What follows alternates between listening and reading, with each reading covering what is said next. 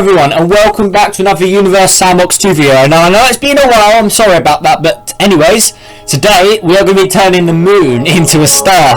So I've never actually seen anyone else do this on YouTube, I don't think, so hopefully this is my idea, no one else has done it. But anyways, without further ado, let's turn the moon into a star. Now, I only want to make it into a red dwarf, because if I make it into a star like the sun, it will destroy the Earth. But if I want to make it into a red dwarf like this, so we can see the effects it will have on Earth, then maybe after Earth is pretty much roasted, we'll turn it into a larger star. I don't know, but anyways, first of all, let's do the usual thing, which is colliding stuff into the moon to make the moon larger in size. So let's start off with another moon, I guess. So let's throw a moon into a moon. So let's just place it right there. And let's actually just spam a bunch of moons in. Oh, the original moon is gone. Alright, there we go. Oh, the screen's going all crazy right now. Alright, the moon obviously won't be in the original spot it was when it was orbiting Earth, but it was still near Earth. Earth is only over there, which is pretty good. So there we go. Alright, so now we just want to continually spam tons and tons of moons in till we can put a Mercury or something in. So let's do that. Well, all these moons escaping. Wow, they're all going to collide. We better actually drag those in so they don't do that. So let's quickly do that. Just quickly. This is why I like edit modes. If anything ever escapes, you can literally just pull them back in, which is awesome. Oh, there we go. And now they're all going to collide in. Look at all these fragments. Wow, that's pretty crazy. Look at this one here. That's huge. It's a white one as well. Whoa, 6,000 degrees. That is hot. Oh, God. How hot's the moon? 7,800 degrees. Alright. Right, can we eat a Mercury yet? Alright, we can eat Mercuries. Alright. Let's try a Ganymede. Oh, we can eat a Ganymede as well. Okay. So we can eat the largest moon in the solar system now, which is pretty good. Why do they keep on disappearing? Wow. Alright. Oh, there we go. So we're going to have a Ganymede escaping. We can't allow that. Let's just delete that one. Alright. Wow. This is pretty crazy. Where is the moon? Oh, there it is. Okay, so now we just want to literally just spam loads of Ganymedes around. Wow. Look at them all just merging. That's cool. Alright. Let's throw a bit of Saturn's moon Titan here just to get more elements and stuff, I guess. And now, can we have a Venus? Okay, nowhere near eating a Venus yet. Let's throw a few more Mercuries and then just to continue with the Ganymedes. Alright, so there we go. Now I'm just literally just going to spam click my mouse. And then we just have to wait for it to get as large as Venus so we can start throwing Venuses. Oh, what about Mars, actually? Oh, we can eat Marses, okay. The larger the object is, the more size it gives the moon. That's why I wouldn't just continually put moons into moons. Might as well just put, the larger the moon gets, the larger the objects we put in it. Alright. Let's continue, just keep clicking these guys in. A lot of clicking, good finger exercises if you have this game. Try it out, trust me, it's good. It actually does wear your finger out for a while. But anyways, let's continue Mars now. Surely we can eat a Venus now, can we? Okay, is it getting bigger still? Look how hot it is as well, it's glowing white. Wait, where's the Earth gone? It's over there right now. How does the moon look? Oh my god, it looks like another star. So if you thought the moon was bright in the sky and look at night, well, look at the moon in the sky now. That's huge. Where's the sun? Can we see the sun? Yeah, there's the sun there. So it looks really bright now since it's obviously larger as well, so it'll be larger in the sky. Alright, let's just quickly do that so it gets bigger. Alright, there we go. Just have to speed up like its thing. Because if I don't press that, if I don't press the radius and composition here, it will take forever to get to this size. So if you just do that, it will skip the time and it will just go straight to how big it should be. So that's all good. Alright. So it looks like we're getting a little further away from Earth as well. Right, let's hit play again. Let's make sure it's in orbit of Earth. So let's quickly press auto orbit there. Right, so now it should be in orbit of Earth. So now let's start throwing Venuses in it. Wait, can we eat a planet 9 yet? Okay, we know when we're having a planet 9, so where the Venus? There it is. We can throw Earths in as well, so now our moon can have water on it. There we go. Come on, we'll get back in there. There we go. It's really one of the best episodes I've done. This is the first one I've done on the latest update for Universe Sandbox as well. All of my previous videos, apart from obviously the Alpha 19.5 review, they were all on older builds of the game. So this is the latest version of the game, which is pretty sweet. So things are running better from what I've seen already, which is pretty good. So there we go. Now I think also for the next episode of turning something into a star, this is just like a special, I guess, but it will be Saturn, because Saturn has actually received the most votes from all the comments, I believe. So yeah, we'll be turning Saturn into a star next. Come on, I really want you guys to vote Mercury, because I really want to see what happens to like the inner planets when we do that. Please vote Mercury soon. In my next episode when I ask, please vote Mercury.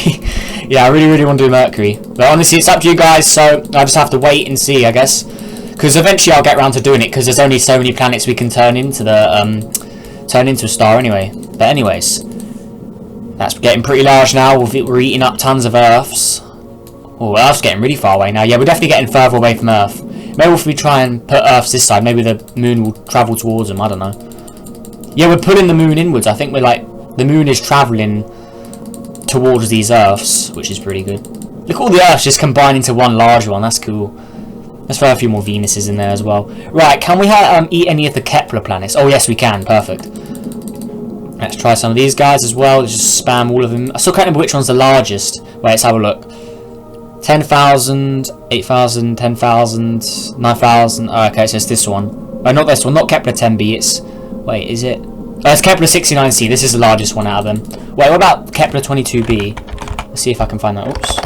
Kepler 22b. Oh, there we go. Oh no, we can't even eat that guy yet. Yeah, one of the larger... Or we think it's a water planet.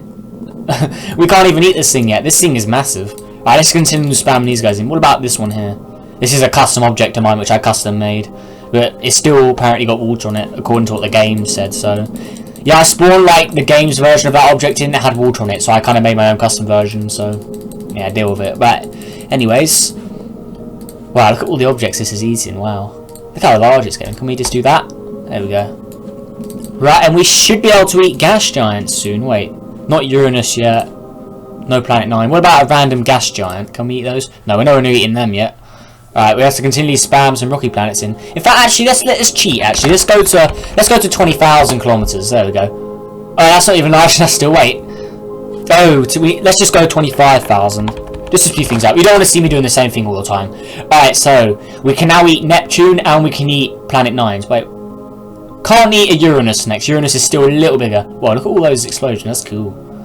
Wow, look at that. That's cool. Alright, anyways. Let's throw a few Planet 9s in, and now let's throw the good stuff. So, Neptune. My favourite planet, Neptune. Love Neptune. Just look at it. That blue is so nice.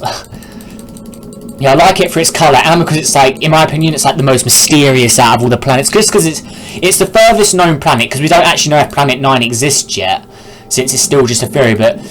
Yeah, Neptune is so interesting due to its fast winds and its moon Triton. Like, its moon Triton will eventually get too close and get torn apart, and then it'll make Neptune have a new ring system. Because if you didn't know, Saturn will actually lose its rings.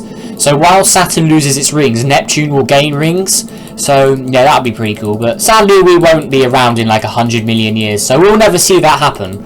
Unless you're like invincible, or you can never die, which would be kind of cool. Please tell me how you're doing that. But anyways... Okay, we're not only eating a Saturn yet. We're at Uranus. There we go. We can eat plenty of those guys. What about Gliese? What happened? Wait, did it disappear? Where'd it go? Wait, what? Oh, Uranus! No! Uranus destroyed the moon! Okay, that's not right, because Uranus should have been destroyed. Dang it, Uranus! Why'd I have to do this? And I am pronouncing it right. I'm not saying your anus, it's Uranus. Alright. We have to get another moon in and cheat it back up to size. See, that makes sense. How did the moon just randomly disappear there? Right, let's do that. Let's just go to 30,000. Yeah, get out of here, Uranus. We don't want you here. There we go. Now prepare to get eaten by our moon. Our supermoon. Ah, and the moon's now a gas giant. Come on, eat it. Get rid of that disgusting planet. There we go. Yeah, I still have to say, Uranus is probably the most boring planet. Not just because of its name. No, that's nothing to do with the name at all, actually. But yeah, because it's the least interesting to look at. Because if you've seen a picture of a real-life Uranus, like what it looks like in real life, it is just a very, like, bland colour. Like, it's all one colour. It doesn't look, like, nice at all. See, the one in the game, it doesn't look like this in real life. It's a lot more the same colour. It's just a very, very light blue. And it just looks so boring. It's also the most coldest planet, and we know the least about it. Like... We know more about all the other planets, but Uranus, I believe, we know the least about. Come on, where's the Earth? Is Earth anywhere nearby? Where is Earth? Wait, let's check the labels. Oh, there it is. It's over there. Let's get a little closer to Earth again, because we don't want to get too far away. So let's move back into Earth. There it is. Look how large it's getting now. Oh, poor little Earth there. Alright, let's remove these fragments as well. So let's just do that. Wait, Control F. What key do you press? Control D. Okay, I don't know why these fragments aren't disappearing. That's kind of annoying, but I just have to live there. There used to be a command where you could hit Control D, and it would remove the fragments, but I don't know why that's not here anymore. Alright, so how large are we at now? Just do that. Okay, we're getting a little smaller. I don't know why I did that. Alright. So, can we eat a Saturn now? Okay, we still can't eat a Saturn. That sucks. Alright. So let's continually eat Neptune's, I think, because Neptune has more mass. Oh, it happened again! Why did the moon disappear? Okay, that didn't happen. Pretend that didn't happen. Alright. Let's just go straight up to 60,000 now. There we go. And it happened again! Why did that happen? Oh, do you know what? I think it's because Neptune here has more mass. Even though the moon is larger, Neptune still has more mass. So, yeah, that's probably why. So, let's just go to the mass quickly. And let's turn this to 100 Jupiters. There we go. We got a star. But, yeah, pretend none of that happened. So, now we have a nice new star. So, let's go to about 1,000. No, not 1,000. It's about... Red dwarfs are around 2,500 degrees. Right, and now we want Earth to orbit the star. So, yeah, this was what happened if the moon became a star, guys. So, as you can see... Oh, it's pretty... Well, look at the glow, the orange glow. That's pretty creepy, actually. Look at that. That's pretty crazy. Alright, let's make the star a little brighter. So, let's make it about, yeah, 11% the brightness of the sun. So, there we go. Still very dark, though. Alright. Oh, wow. Look how dark it is on this side of Earth. That's pretty cool, actually. It's not meant to be doing that. But there we go. So Earth is pretty much probably going to get roasted any second now. And I'm guessing the whole or the rest of the solar system will also get corrupted from this. As you can see, it's already mucked up with the sun. Now the sun will go around it as it goes around the sun. So the sun and the moon are now in a binary orbit. That's kind of weird saying. Never thought the moon would be powerful enough to control the sun's movement, but I guess that's that, I guess. Alright, so, now, let's see what happens to Earth. So I'm guessing its temperature's going to heat up. Okay, yeah. Oh god, Earth is getting roasted. So, if you live on Earth, you are very dead now. So, sorry about that. But the moon is quite large, so... There, that's pretty crazy. So, the sun is pretty much tiny in the sky. So, let's see how large it is from the surface of Earth. So, where is it? Yeah, that's pretty big. So, look what I've done to the moon, guys. Are you proud of me? I've just eliminated all life on Earth, probably, by doing this. Unless there's some bacteria which can survive 2,000 degrees. Well, yeah, 2,000 degrees. So, now, obviously, like I said at the start of the video, we'll now, after we've seen the effects of Earth, we'll now make it a little larger. So, goodbye, Earth. Nice knowing you. It's about to fall in any second now. Is it going to... Come on, moon, get bigger. Hurry up. Yeah, Earth is definitely going to... regret seeing this happen, but alright, the moon's getting bigger. Oh no, and kaboom, and that explosion made the moon a blue star. That's pretty cool. How bright is it? And if it's a blue star, it'll probably be a little brighter. So let's make it one luminosity of the sun. So now this is emitting as much energy as our sun does. Well, look at the impact mark. That's crazy. Right, so the moon is just taking a humongous smash. Oh, look at all these like comets, or these fragments from earlier, just colliding in with the moon as well. They're like little comets. Look how small it is. Poor little thing. I'm surprised it's not got destroyed yet from being how close it is to the moon. Alright, so now the Earth is gone. Let's see what will happen to the other planets. So obviously, if you didn't know, Venus is the closest planet to Earth. So let's see what's happening here. Wow, it is red here. Or orange, I should say. Oh, it's getting hotter at Venus as well, so the brightness of the moon is affecting Venus, because I believe Venus is closer to the moon than the sun is. Yes, it is. Look what it's doing to the solar system. Oh my god, that's crazy.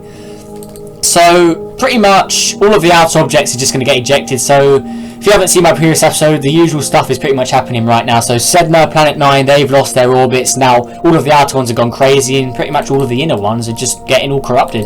So, it's always from about Saturn or Uranus onwards, all of the orbits just go completely berserk. And Venus looks pretty far away right now. Whoa, where did the moon go? Okay, so it's got 2 stars in the sky. Look how orange it is here. That's crazy. That's a lighting glitch. If I reload this simulation, it will go to a different colour. So let's make it so how it should be. It shouldn't be orange like that. So let's just save that. Let's quickly go to... Yeah, here we go. Right, it's reloading. Alright, so if we go to Venus now, it should be a little more... It should look a little more blue. Yeah, there we go. That's how it should look like. Because the moon's a blue star. It's not red anymore. Alright. Venus is still heating up. So let's see what it looks like if we have 2 stars in the sky at once. So let's go to the North Pole of Venus here. So now we're on the surface. So there's the sun and there is the moon. Yeah, look how large the moon is now. That's definitely the largest moon in the solar system now, eh? Well, it's not even a moon anymore, it's a star. That's a pretty cool sunrise, actually. Look at that. Binary orbit sunrise. That's pretty nice. Wait, can we take off the surface? There we go. Alright, so we've got 2 binary stars. That's pretty nice. Alright, so let's leave Venus. And now, let's see what will happen to the rest of the solar system. So, Venus is probably going to get hot there. Yeah, I knew it. Or is it going to collide with the moon there? Wait. Is it? Oh, it's going to get close. Its orbit's definitely going to change after this. Look how close it's going to get. Oh, very bright here now. Alright. Whoa, that's crazy. Just look at this. Is this even a solar system anymore? It literally just looks like... This is probably what the centre of the Milky Way is like. Because if you didn't know, there's a black hole in the centre called Sagittarius A. And as you know, the Milky Way's got a lot of stars. But the closer you are to the centre black hole, the faster you go around the the Milky Way. So, you know, like... Mercury's the closest planet to the sun, so it goes faster. So the closest stars to the black hole in the centre will go the fastest. Now I'm guessing there's probably a lot of stars there, so I better reckon they always like muck each other's orbits up like this. The orbits are never stable, they always change. A lot of stars probably get ejected from the centre of the Milky Way, and that's what's a high velocity stars called. So if you've never heard of it, it's basically a star which is going over the speed of light, so it can either get like gravitational boosts and black holes and or other stars actually. And they like slingshot across the Milky Way faster than the speed of light, which is pretty crazy. But anyways, yeah, imagine if one of these stars was the black hole, and then like all of the other planets are stars, and all the orbits are continually changing and stuff. In fact, maybe I should make a video on that about the Milky Way. That'd be pretty cool, actually. Maybe I'll make it after I've made this one. I have no idea. But anyways, the solar system doesn't look like it's changing that much. Like all the orbits keep on disappearing, then reappearing. They just keep on changing. They're not really. Yeah, we've got to speed up time and see what happens. Whoa. Yeah, I might want to zoom out from that. It's a little crazy in here. Look at the sun there. Oh, God. Yeah, so it doesn't like the sun or the moon. They'll never heat each other because they're always at opposite ends of, like, their thing, I guess. They're both going around. It's just so cool how this works. Like, the sun, it may look like it's moving, but it is actually going around this circle. So if I literally just move, now we'll see the sun will move. Because I'm not locked onto the sun anymore. So we'll see, like, they are moving. They're going in this direction, this way. Look at this. This is literally nuts. Oh my god. Look at this. The binary orbits are just crazy. Wait, where's Mercury gone? Wait, is that there? Wait, what is this? That's a fragment. Wait, where's Mercury? Oh, here it is. Well, Mercury's got, like, flown out the inner solar system as well, and that's further away than Mars is. Wait, where's Venus as well? Wait, Venus? Oh, we've lost Venus completely. Venus has gone. Venus has been completely ejected from the solar system. That's not good. Its atmosphere still shows it's getting light, but if we just turn that off, so it's hidden... Oh no, it is still getting light. Oh, okay. I thought it would be in complete darkness, but okay, there we go. So Venus is just now very cold. It's now one of the coldest planets in the solar system, so there we go. How's Mars doing? Good old Mars, the red planet. Even though it's pretty much pink. Ooh, quite bright here. Oh, 116. So now Mars is probably the hottest planet. Where's good old Jupiter? We haven't seen Jupiter today either. Where's Jupiter? Is it somewhere? I know it's here. There it is. Still minus 150. So yeah, the outer solar system isn't really changing much. Yeah, there's the orbits, so how they've affected or changed. So yeah, I guess you see here, Venus just got completely slung out over here. Mercury, wait, where did Mercury go? Oh, there's Mercury there. So Mercury's got a very bizarre orbit. So it goes in and out all the time. So that could get thrown out the solar system eventually as well, so that kind of sucks for Mercury, I guess. Alright, so I think that should pretty much end this episode off, because like nothing else is really gonna happen. Like, it's just the same old stuff. Like, if you've seen like all the previous videos where I've turned like some of the planets into stars, stuff eventually gets thrown out, but it's just cool to see the different like possibilities if a different object was turned to a star. So obviously the sun just gets like locked in a binary orbit with the new star, and then the new star just causes havoc for the whole solar system. So this is why there's not many, like... So if you've heard, like, most, like, habitable planets we think we've found, like the Kepler planets, or, like, any planet we think has water on it, which could have, like, oxygen and life, they're always in, like, red dwarf solar systems, because loads of other star systems, they always have more than one star. And then when there's more than one star, stuff like this happens. So any planet... its orbit would continually change, so it wouldn't be able to support life if it continually went hot, cold, hot, cold. So Yeah, most planets to be found, I believe, are in single star systems. Not just red dwarfs as well. Obviously, there's some yellow dwarfs and all that stuff. Maybe blue. I don't know about blue stars actually, because blue stars are dangerous. They release more like radiation and like gamma waves and stuff, I believe. I don't know what type of radiation it is, but yeah, I know they're pretty dangerous. And obviously they're a lot brighter in the sky. Like, if you think the sun, it's bad looking at the sun in the daytime, try looking at a blue star. If the sun was a blue star, like, it'd be very bright. It would definitely kill your eyes a lot quicker than the sun would if you looked at it for too long. Anyways, yeah, see, as you can see, I'm speeding up time quite a lot. Nothing is really happening. The orbits are just going crazy, but all the planets are still hanging in there. Wait, is that... That's just a dwarf planet. Okay. Yeah, so like I said, that will end off this episode here, I think. So, yeah, hopefully you all enjoyed. Leave a like, subscribe if you're new, and yeah, I guess so. Yeah, tell me what planet I should do after Saturn, because Saturn will be the next planet I turn into a star. So please pick Mercury. But yeah, tell me what I should turn into a star next. So if you haven't seen the previous episodes, make sure you go check them out as well. They'll be in they'll be like in my video list somewhere. I don't know. You can go have a little look there. They shouldn't be too hard to find. Or in the playlist, the Universe Sandbox playlist. I'll leave like a little thing for you to click or tap on when this video ends, so they'll probably appear right about somewhere around here, I guess. But anyways, like I said, hopefully you all enjoyed. Leave a like, and yeah, I'll see you in the next video. Goodbye.